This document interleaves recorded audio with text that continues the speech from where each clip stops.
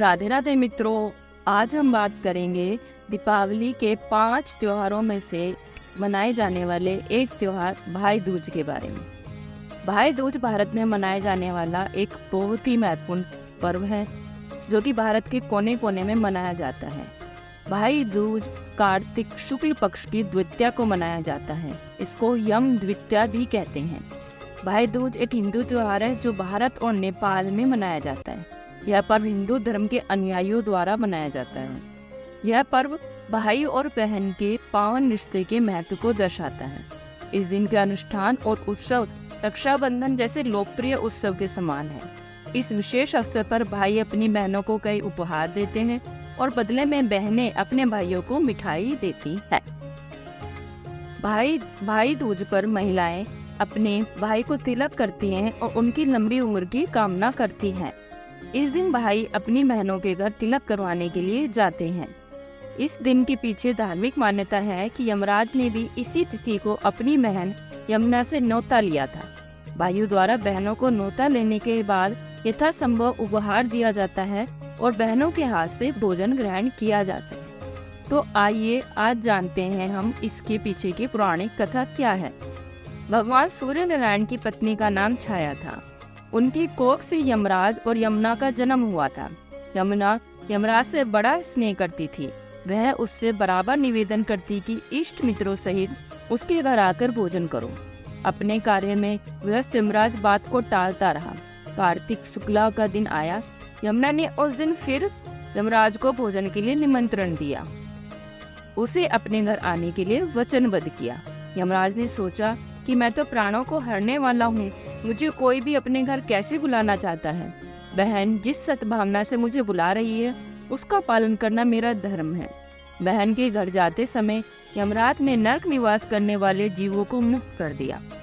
यमराज को अपने घर आया देखकर यमुना की खुशी का ठिकाना नहीं रहा। उसने स्नान कर पूजन करके व्यंजन परोसकर भोजन कराया। यमुना द्वारा किए गए आतिथ्य से यमराज ने प्रसन्न होकर बहन को वर मांगने का आदेश दिया। तो मित्रों, ये तो थी यम और यमुना की कहानी। अब हम एक ऐसी कथा के बारे में जानेंगे जो बहनें इस दिन सुनती हैं और सुनाती हैं तथा अपने भाई की लंबी उम्र की कामना करती हैं। इस कथा की एक विशेषता यह है कि कहा जाता है कि यह भाई को नहीं सुनाते हैं, सिर्फ बहनें ही सुनती हैं। एक बुढ़िया थी, उसके 7 बेटे और एक बेटी थी। बेटी की शादी हो चुकी थी। जब भी उसके बेटे की शादी होती, फेरों के समय एक नाग आता और उसके बेटे को डस लेता था। बेटा वहीं खत्म हो जाता और बहू विधवा। इस तरह उसके 6 बेटे मर गए। 7वें की शादी होनी बाकी थी। इस तरह अपने बेटों के मर जाने के दुख से बुढ़िया रो रो के अंधी हो गई थी।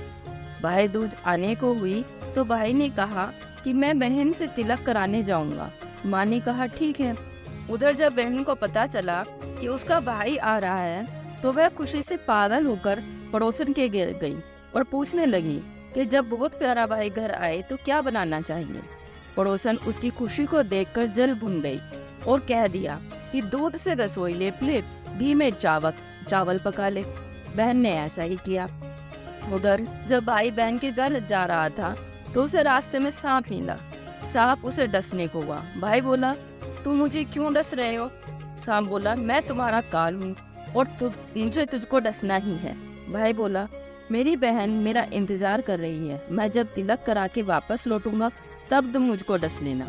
सांप ने कहा, भला आज तक कोई अपनी मौत के लिए लौट के आया है जो तुम आओगे?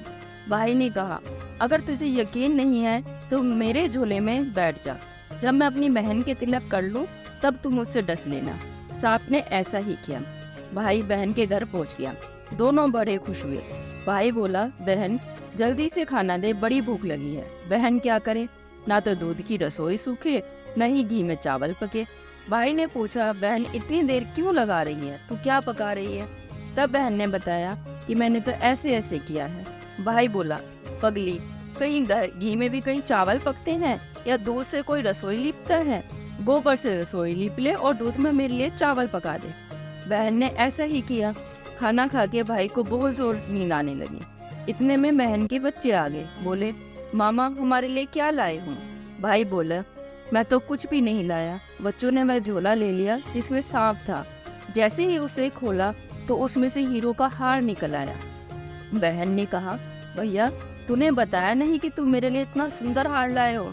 भाई बोला, बहना तुझे पसंद है तो तू ले ले, मुझे हार का क्या करना। अगले दिन भाई बोला, अब मुझे जाना है, मेरे लिए खाना रख दे। बहन ने उसके लिए लड्डू बना के एक डिब्बे में रख दिए। भाई कुछ दूर जाकर थक कर पेड़ के नीचे सो गया। उधर बहन के जब बच्चों को भूख लगी तो माँ ने खाने के लिए वही लड्डू दिए। माँ ने कहा, खाना अभी देर में बनेगा। तो बच्चे बोले कि मामा को जो रखा है वही दे दो। तो वह बोली कि लड्डू बनाने के लिए बाजरा पीसा था, वही बचा पड़ा है, चक्की में जाकर खा लो। बच्चों ने देखा कि चक्की में तो सांप की हड्डियां पड़ी हैं।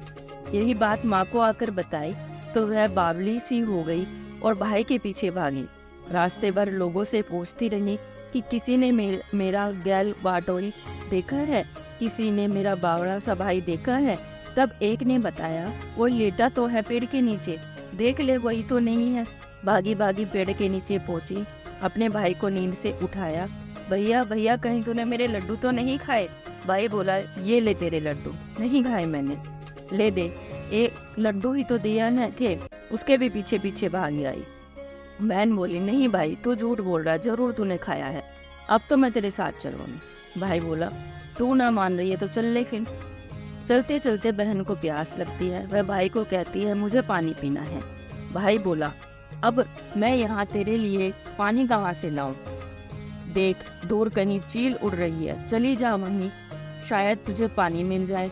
तब बहन वहाँ गई और पानी पीकर जब लौट रही थी तो रास्ते में देखती है कि एक जगह जमीन में 6 शिलाएं गड़ी हैं और एक बिना गड्ढे रखी हुई थी। उसने एक बुढ़िया से पूछा कि ये शिलाएं कैसी हैं।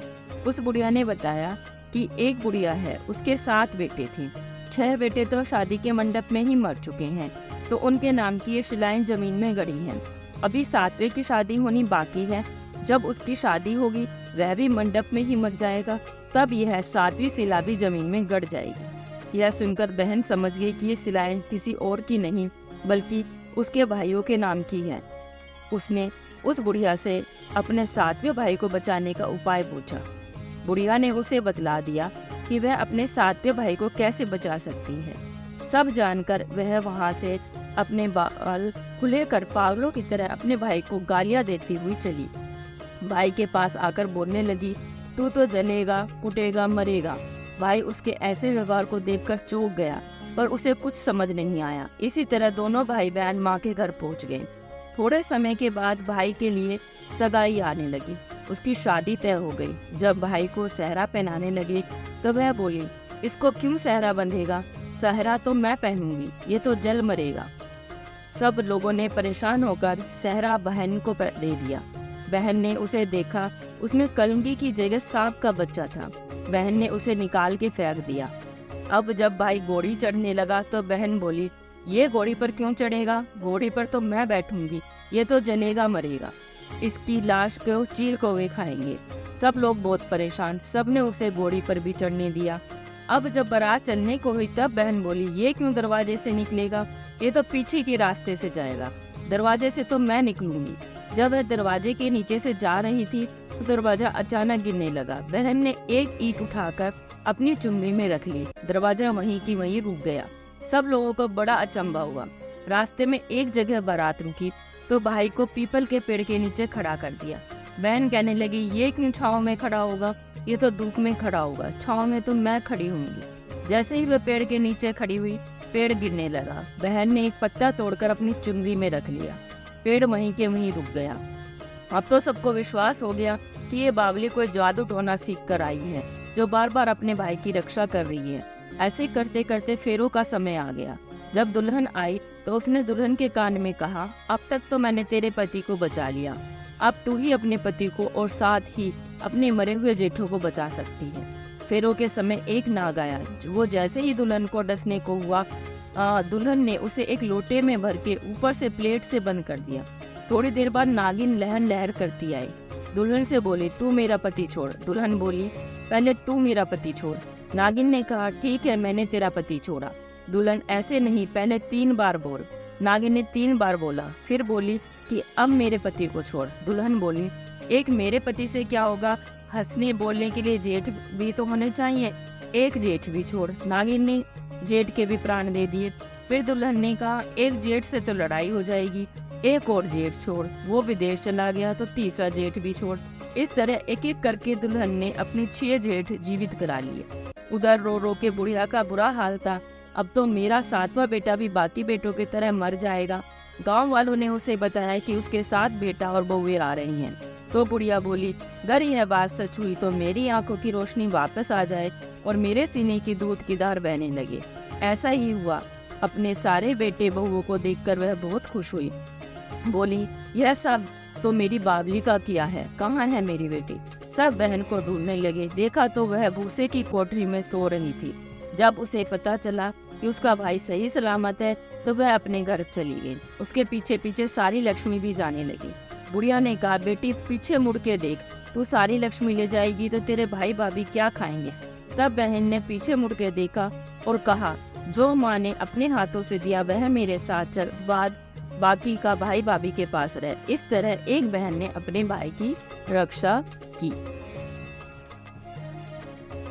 तो मित्रों, आज हमने भाई दूज की एक अनोखी कथा सुनी। कहते हैं सभी बहनों को सुबह लोटा जल रख के और हाथ में चावल या चने लेकर ये कथा जरूर सुननी चाहिए और उसके बाद वो लोटा जल अपने भाई की मनोकामना मन में लेकर सूर्य को अर्पण करना चाहिए।